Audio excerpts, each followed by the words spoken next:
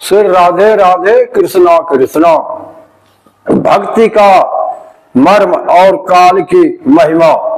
देवहूति ने पूछा, प्रभु प्रकृति पुरुष और महतत्व आदि का जैसा लक्षण संख्य शास्त्र में कहा गया है तथा जिसके द्वारा उनका वास्तविक स्वरूप अलग अलग जाना जाता है और भक्ति योग को ही जिसका प्रयोजन कहा गया है वह आपने मुझे बताया। अब कृपा करके भक्ति योग का मार्ग मुझे विस्तार पूर्वक बताइए।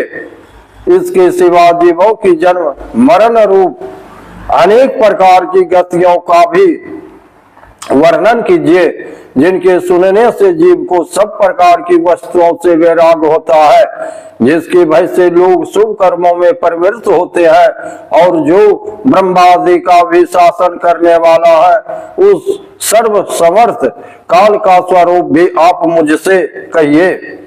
ज्ञान दृष्टि के लुप्त हो जाने के कारण देहादि मिथ्या वस्तुओं में जिन्हें आत्माभिमान हो गया है तथा बुद्धि के कर्मासक्त रहने के कारण अत्यंत शर्मित होकर जो चिरकाल से अपार अंधकारमय संसार में सोए पड़े हैं उन्हें जगाने के लिए आप योग प्रकाश का सूर्य ही प्रकट हुए हैं। श्री मैत्रेय जी कहते हैं, कुरुश्रेष्ठ विदुर जी माता के ये मनोहर वचन सुनकर महामुनि कपिल जी ने उनकी प्रशंसा की और जीवों के प्रति दया से गर्वित भूत हो बड़ी प्रसन्नता के साथ उनसे इस प्रकार बोले।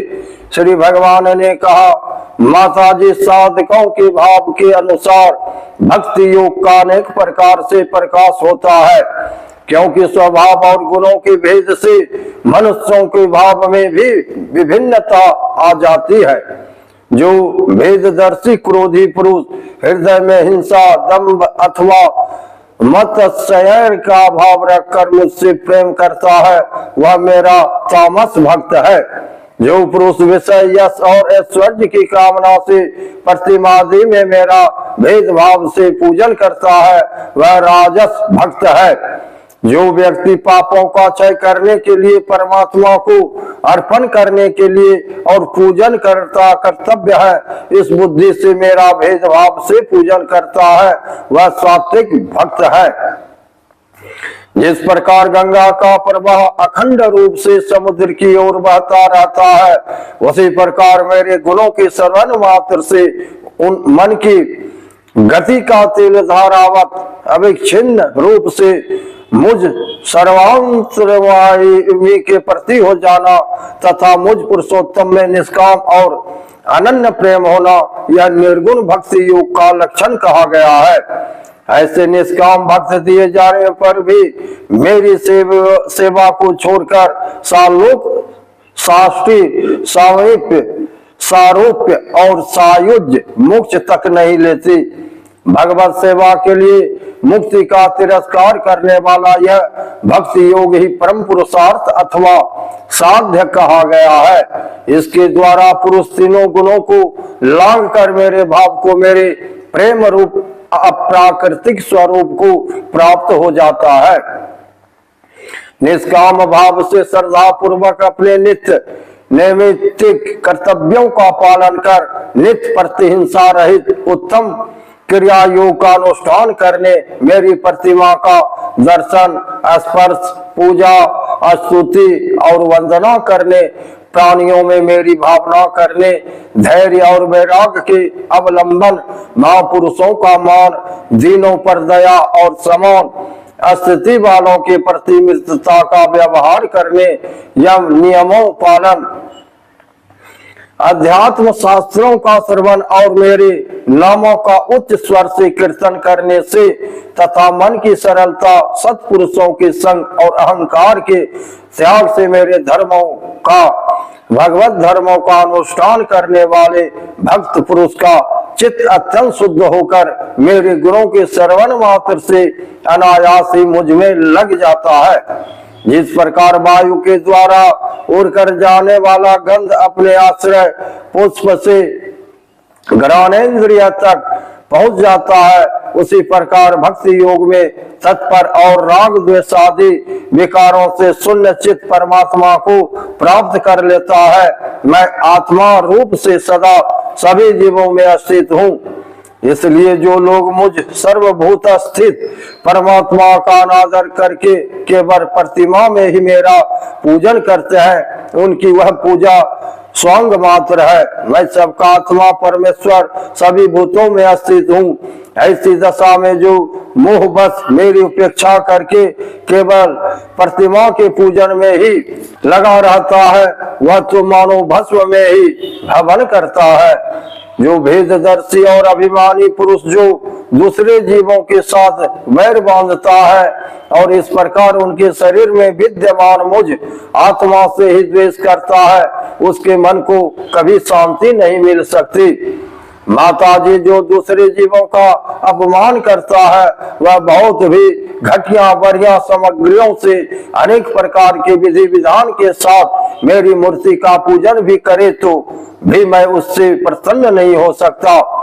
मनुष्य अपने धर्म का अनुष्ठान करता हुआ तब तक मुझ ईश्वर की प्रतिमा आदि में पूजा करता है रहे, जब तक उसे अपने हृदय में एवं संपूर्ण प्राणियों में स्थित परमात्मा का अनुभव न हो जाए। जो व्यक्ति आत्मा और परमात्मा के बीच में थोड़ा सा भी अंतर करता है, उस भेददर्शी को मैं मृत्यु रूप से महान भय उपस्थित करता हूँ। अतः संपूर्ण प्राणियों के भीतर घर बनाकर उन प्राणियों के ही रूप में स्थित मुझ परमात्मा का यथा योग्य दान मान मित्रता के व्यवहार तथा समदृष्टि के द्वारा पूजन करना चाहिए। माता जी, पाषाण आदि अचेतनों की उपेक्षा वृक्षादि जीव श्रेष्ठ है। उनसे सांस लेने वाले प्राणी श्रेष्ठ है, उनमें भी मन वाले प्राणी उत्तम और उनसे इंद्रिय की वृत्तियों से युक्त प्राणी श्रेष्ठ है। सेंद्रिय प्राणियों में भी केवल स्पर्श का अनुभव करने वालों की अपेक्षा रस का ग्रहण कर सकने वाला मत्स्य आदि उत्कृष्ट है, तथा रसवेत्ताओं की अपेक्षा गंध का अनुभव करने वाले भ्रमरादि और गंध का ग्रहण करने वालों से भी शब्द का ग्रहण करने वाले सर्पादि श्रेष्ठ है। उनसे भी रूप का अनुभव करने वाला काकादि उत्तम है, और उनकी अपेक्षा जिनके ऊपर नीचे दोनों और दांत होते हैं वे जीव श्रेष्ठ है। उनमें भी बिना पैर वाले से बहुत से चरणों वाले श्रेष्ठ है, तथा बहुत चरणों वाले से चार चरण वाले और चार चरण वालों से भी दो चरण वाले मनुष्य श्रेष्ठ है। मनुष्यों में भी चार वर्ण श्रेष्ठ है, उनमें भी ब्राह्मण श्रेष्ठ है। ब्राह्मणों में वेद को जानने वाले उत्तम है, और वेदज्ञों में भी वेद का तात्पर्य जानने वाले श्रेष्ठ है। तात्पर्य जानने वालों से संशय निवारण करने वाले, उनसे भी अपने वर्णाश्रमोचित धर्म का पालन करने वाले, तथा उनसे भी आसक्ति का त्याग और अपने धर्म का निष्काम भाव से आचरण करने वाले श्रेष्ठ है। उनकी अपेक्षा भी जो लोग अपने संपूर्ण कर्म, उनके फल तथा अपने शरीर को भी मुझे ही अर्पण करके भेदभाव छोड़कर मेरी उपासना करते हैं, वो श्रेष्ठ है। इस प्रकार मुझे ही चित्त और कर्म समर्पण करने वाले अकर्ता और समदर्शी पुरुष से बढ़कर मुझे कोई अन्य प्राणी नहीं दिखता।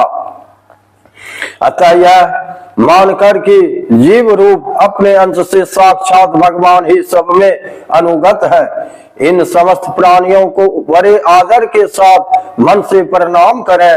माता जी, इस प्रकार मैंने तुम्हारे लिए भक्ति योग और अष्टांग योग का वर्णन किया। इनमें से एक का भी साधन करने से ये परम पुरुष भगवान को प्राप्त कर सकता है। भगवान परमात्मा पर ब्रह्म का अद्भुत प्रभाव संपन्न तथा जगत की पदार्थों को नानाविध विचित्र का हेतुभूत स्वरूप विशेष ही काल नाम से विख्यात है। प्रकृति और पुरुष इसी के रूप है, तथा इससे यह पृथक भी है। नाना प्रकार के कर्मों का मूल अदृष्ट भी यही है, तथा इससे महतत्वादि के अभिमानी भेददर्शी प्राणियों को सदा भय लगा रहता है, जो सबका आश्रय होने के कारण समस्त प्राणियों में अनुप्रविष्ट होकर भूतों द्वारा ही उनका संहार करता है। वह जगत का शासन करने वाले ब्रह्मादि का भी प्रभु भगवान काल ही यज्ञों का फल देने वाला विष्णु है। इसका न तो कोई मित्र है, न कोई शत्रु और न तो कोई सगा संबंधी ही है।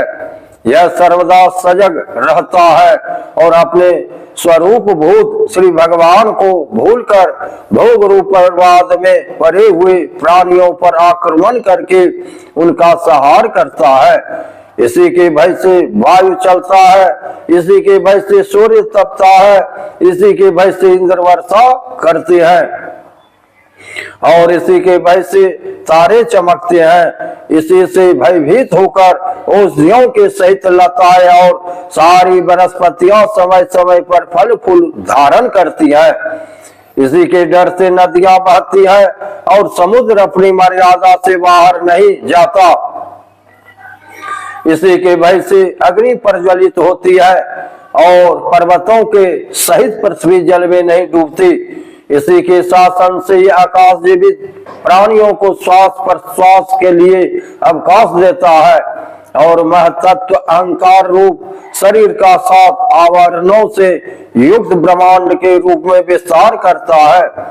इस काल के ही भय से सत्वादि गुणों के नियामक विष्णु आदि देवगण, जिनके अधीन यह सारा चराचर जगत है, अपने जगत रचना आदि कार्यों में युग क्रम से तत्पर रहते हैं। यह विनाशी काल स्वयं अनादि किंतु दूसरों का आदि कर्ता उत्पादक है तथा स्वयं अनंत होकर भी दूसरों का अंत करने वाला है।